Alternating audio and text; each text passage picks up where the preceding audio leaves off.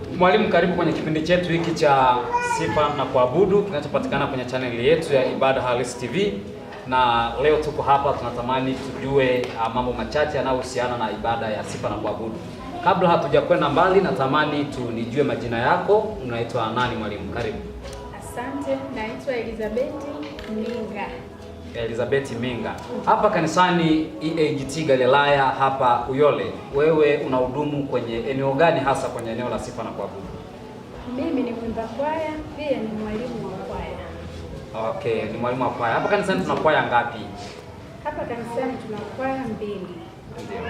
Ambazo hizo kwaya ndio kubwa za mahali hapa. Unaweza kuzitaja majina?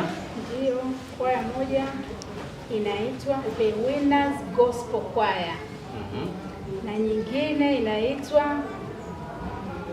Revelation Choir. Amen. Wa The Winners Choir pamoja na Revelation Choir ambazo zote zinapatikana hapa kanisani, kanisa la EAGT hapa Uyole Galilaya, kwa mchungaji Riziki Ng'ondia. Katika utumishi wenu wa kumtumikia Mungu kwenye eneo lenu la uimbaji, ni changamoto gani mnakutana nazo katika eneo hilo la utumishi? Changamoto tunazokutana nazo ni vile kama nimefundisha wimbo mimi kama mwalimu, tunatakiwa tuje tukarekodi. Michango inasuasua kidogo, kwa hiyo haturekodi kwa wakati. Na mimi kama mwalimu napenda nikisema jamani, siku fulani tukarekodi, twende tukarekodi. Sasa michango inasuasua hivyo tunachelewa kwenda kurekodi. Okay. Na pale michango inapokuwa imesuasua kwenda kurekodi, huwa mnatumia mbinu gani mwalimu? Kwa sababu mwalimu ni taaluma, lazima uwe na techniques nyingi za kuhakikisha jambo lako linafanikiwa. Unatumia mbinu gani kuhakikisha kwamba jambo la kwenda kurekodi linafanikiwa? Mbinu tunayotumia, huwa tunapunguza michango kidogo, maana tuna mfuko wa kwaya. Tunachota kidogo kwenye kwaya, hivyo tunawaambia wanakwaya wachange kidogo ili tu waende tukarekodi kwa wakati. Amen. Hizo fedha mnazo na zimekaa kwenye mfuko. Hapa nazungumza na benki. Sawa, mwalimu, umezungumza hapa kanisani mnazo kwaya 2. Mara nyingi sana kuna misemo hiyo inasemwa huko nje, pengine kwa sababu sio mambo ya kiroho sana ama vinginevyo. Wanasema mafahari wawili hawawezi wakakaa kwenye zizi moja. Nyinyi mmewezaje kukaa kwenye zizi moja, Revolution Choir pamoja na kwaya ya The Winners Choir? Mmewezaje kukaa kwenye zizi moja?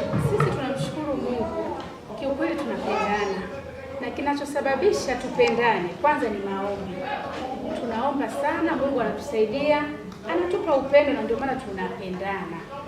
Kuna chochote, yani hatugombani kama kwaya zingine. Kweli huko nje ukiangalia wengi wao yani wanakuwa kama na mashindano fulani hivi ndani ya kwaya, mashindano ambayo hayampendezi Mungu.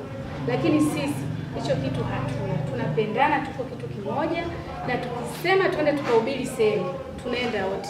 Muda mwingine tunachanganyikana wote, kwaya 2 zote tunaimba wote kwa pamoja nyimbo zetu. Asante mwalimu. Pengine ni faida gani ambazo mnapata sasa pale ambapo mmekaa pamoja? Ni faida gani ambazo mnazipata kama kwaya zote 2 hivi mnafanya huduma pamoja? Faida gani kubwa ambayo mnanufaika nayo sana kwenye huo umoja wetu? Tunanufaika huo umoja wetu.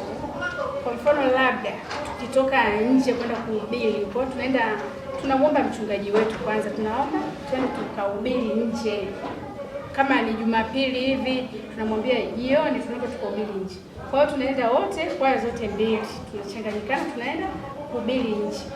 Mimi naona faida tunayoipata ni kuwahubiria watu, wanajua neno la Mungu, wanaokoka, na pia tutaenda wote mbinguni kwa hao watu waliookoka. Hongereni kwa kazi nzuri ya kuhakikisha mnahubiri Injili na inawafikia wa mataifa mengi. Mnapokuwa huko kwenye field huko nje kuhubiri Injili huko, naamini kuna namna watu wanawachukulia na nini. Ni changamoto gani ambayo mnaipata sana mnapokuwa kwenye viwanja vya mikutano huko kwenye kuhubiri Injili huko nje? Kuna baadhi ya watu wanabeza kwamba hao walokole tu waongo, lakini sisi hatuangalia watu wanavyoongea. Tunajua sisi tunamtumikia Mungu. Kwa hiyo tunafanya tu, tunafanya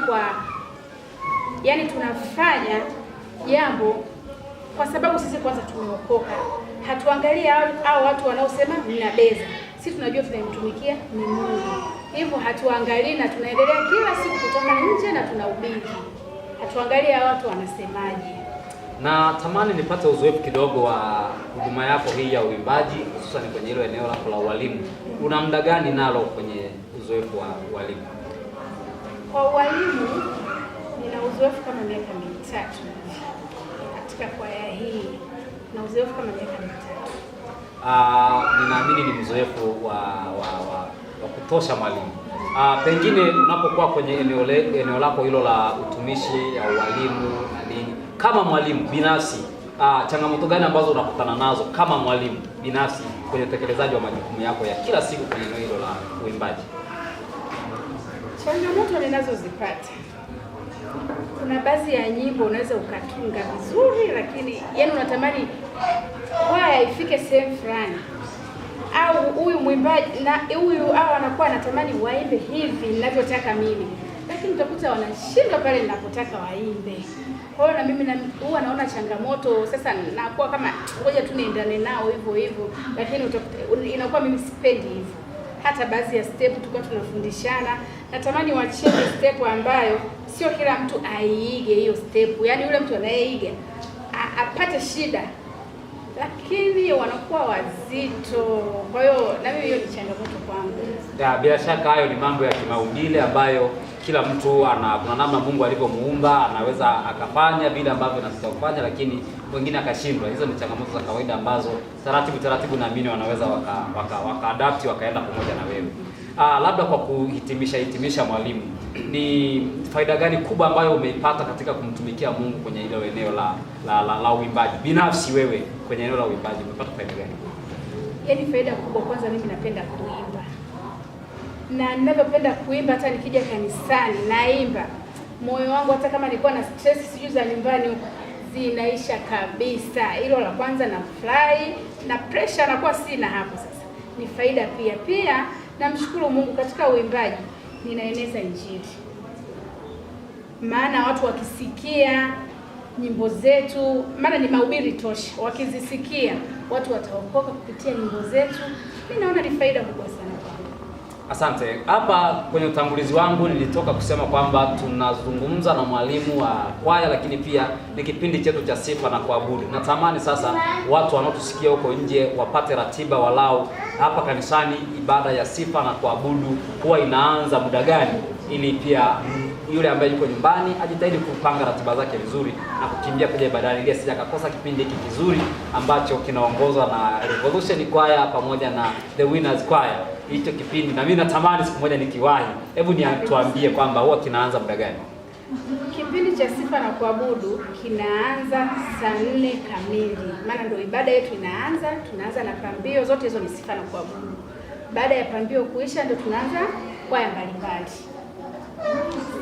Labda wale ambao sasa wako majumbani wanatamani waimbe, wengine wana vipawa mbalimbali, wana karama za kuimba na nini, lakini wako majumbani wameshindwa waanzie wapi, unawaambiaje? Unawatamanisha nini hasa? Yaani nawaambia hivi, karibuni kanisani jamani. Mtajifunza mambo mengi. Wewe mwenye kipaji usikae nacho nyumbani, njoo kanisani tujifunze. Yaani karama yoyote uliopewa na Mungu, ukija hapa kanisani utafanikiwa, utabarikiwa na utajifunza zaidi. Kama wewe ni mwimbaji, utakuwa mwimbaji wa kimataifa. Karibu, usikae nyumbani huko, Mungu anakupenda.